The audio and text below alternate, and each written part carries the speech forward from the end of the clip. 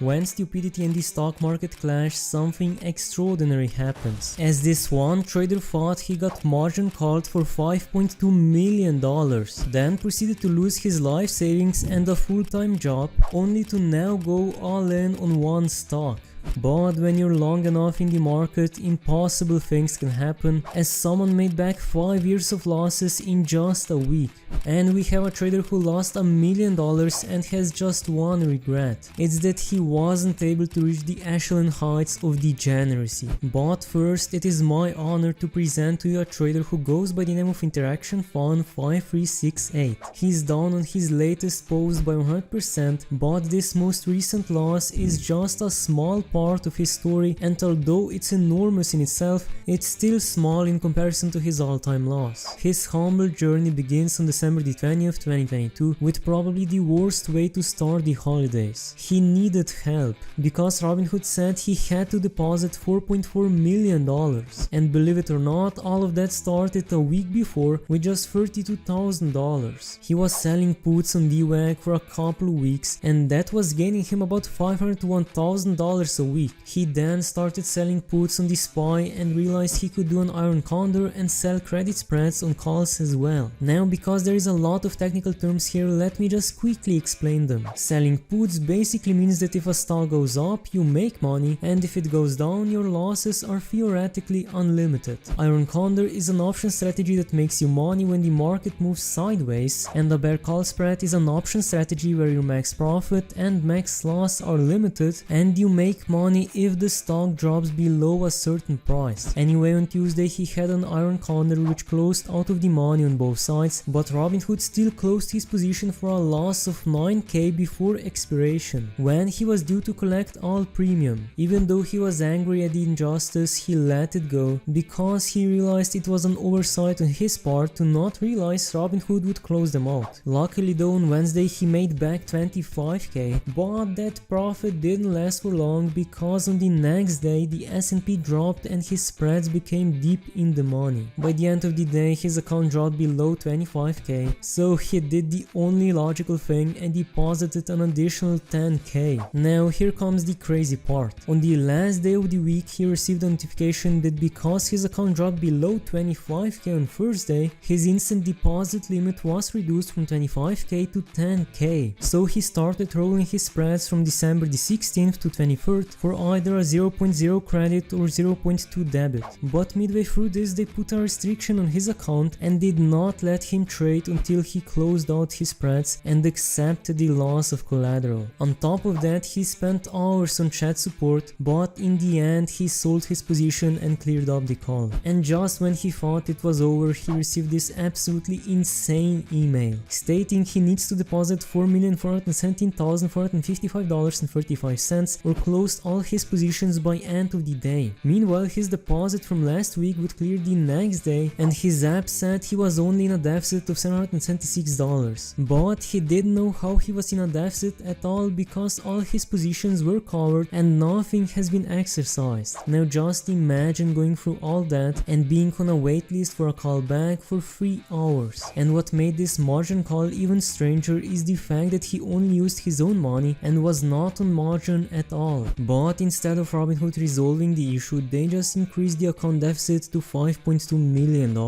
And then he went quiet for almost a year, until November the 4th, 2023, when he posted an update and his all-time loss, and I'm going to be honest, it's not pretty. Although Robinhood let him off the hook for that margin call, he lost the full 100% or $103,606.10 and was left with just 6 cents, with his chart being an absolute masterpiece. But sadly that's not all, it just gets worse from here. He lost his full-time job shortly after losing his life savings being stupid. He had to move back home on the other coast in his sister's house whilst they raised 4 preteens. He got a shitty job in his hometown and hated every second of it. He did that for 6 months and his old roommates in the other city he was living in let him move back in, but kept track of the rent he owed. He got a new shitty job there and hated every second of it again, but kept looking for a position comparable to his old position.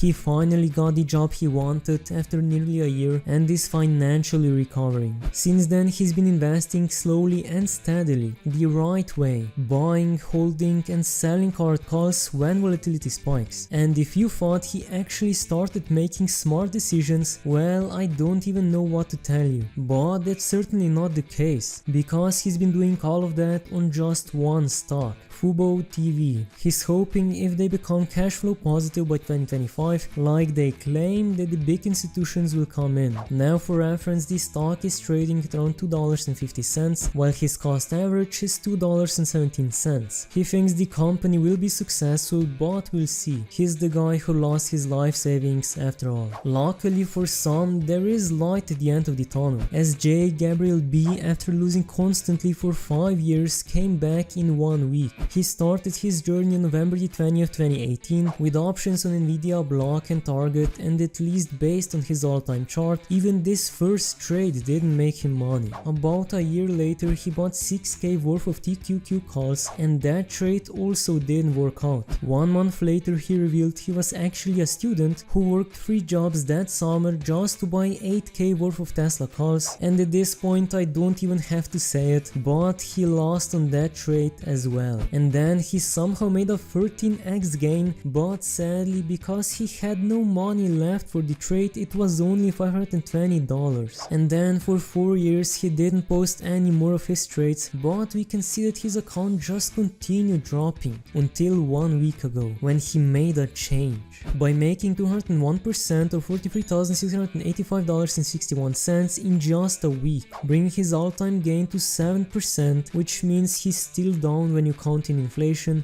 but you know it's still better than a huge loss. And he's up by so much because he bought and sold a lot of shares and calls on Palantir, which doesn't really look that much different than his first trade, but in his own words he used to make blind bets based on hype and always ended up losing. But now he learned the real deal: IV, RSI, smart call options and setting stop losses. And last but not least we have an insane loss by Super Bear Put, who is at the end of the road with a $1 million loss in the past 2 years as he officially retires. But it's not like he lost his daddy's money. He worked hard for it. He grew up poor with no money, and when he was 21 he had dropped out of college with tons of credit card debt and no future, waiting tables and bartending here and there. It wasn't until he turned 26 that he went back to school and graduated at 27. Looking at his chart we can see that almost every time he deposited money he quickly lost it all, and there is just a few moments when he could have made a gain. But in those 2 years he made so much trades that I couldn't go through all of them, but his first pose was an 11k loss on BBIG calls. Then he got into Bed Bath & Beyond at an abnormally high stock price of $18.53 and played with some options on Meta on which he actually made an insane gain of $129,000, but that was almost a year after that initial huge loss. Then he just continued making YOLOs on options and actually increased his account value, but that didn't last for long because he quickly made a 65k loss on TTD puts, a 10k loss on WMT puts and a 38k loss on OTKA. Sadly that was not the end, as his losses just continued adding up,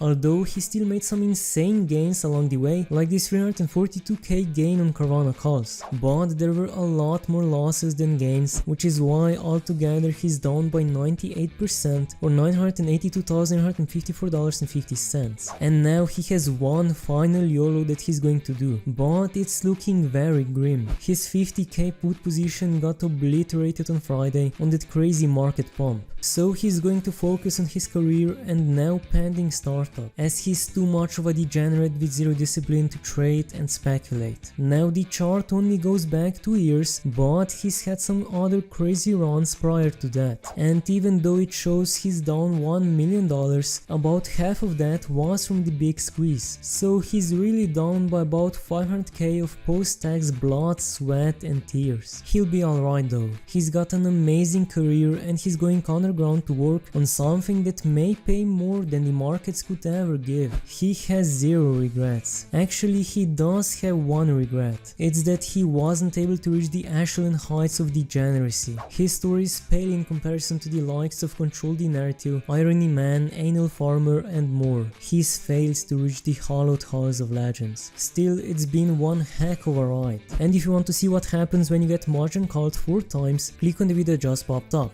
If you like my content, make sure to subscribe, and if you have any questions or recommendations, leave in the comments down below, and thanks for watching.